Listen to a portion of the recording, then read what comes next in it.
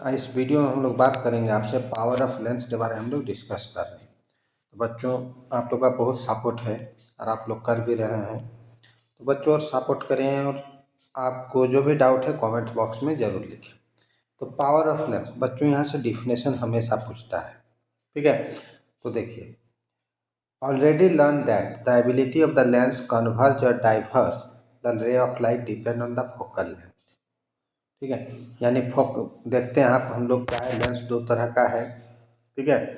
एक का नाम कन्वर्जिंग लेंस दिए थे, ठीक है, और एक को क्या बोले थे, डाइवर्जिंग बोले थे। ये क्या है, ये कितना वो डाइवर्ज या कन्वर्ज करेगा रे ऑफ लाइट को, वो का चीज़ पे डिपेंड करता है बच्चों, फोकल लेंथ पे डिपेंड करता है, ठीक है।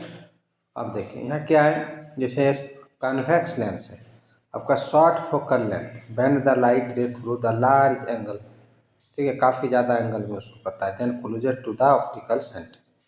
वैसे कनकेव लेंस रहेगा वेरी शॉर्ट फोकल लेंथ का, तो क्या करेगा, हाइयर डाइवर्जेंस, मतलब लाइट को बहुत ज़्यादा वो डाइवर्ज करेगा, फैलाएगा, ठीक है। तो डिफिनेशन जब पूछेगा बच्चों तो देखिए यहाँ क्या है कि द डिग्री ऑफ कन्वर्जेंस और डाइवर्जेंस ऑफ लाइट रे achieved by the lens express in term of power, ठीक है। या एक डिफिनेशन ये भी हमारे यहाँ बनता है, the power of lens is defined as the reciprocal of focal length. अब दोनों में से कोई एक डिफिनेशन एग्जाम में आप लिखोगे। तो बच्चों ये पावर को हम लोग डिनोटेट करते हैं लेटर पी से, ठीक है, जो कि फोकल लेंथ का रेसिप्रोकल होता है। यानी पावर इजकल टू क्या हो गया, पी इजकल टू 1/f, ठीक है।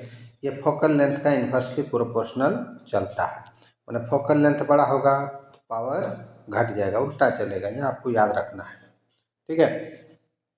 आगे बढ़ते हैं बच्चों, तो यहाँ देखोगे, यहाँ आपको याद रखना है बच्चों एसआई यूनिट इसका, ठीक है।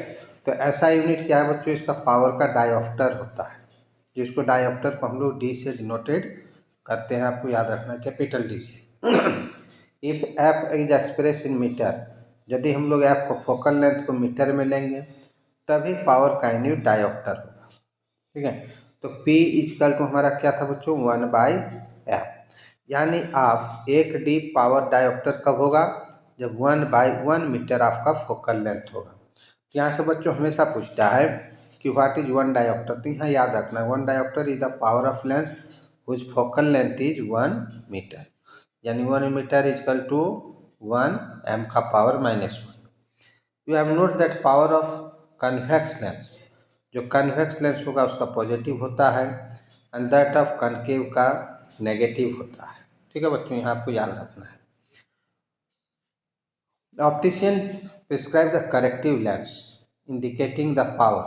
Let us the lens prescribe power of equal to +2 diopter, जैसे 2 या डायोप्टर का है।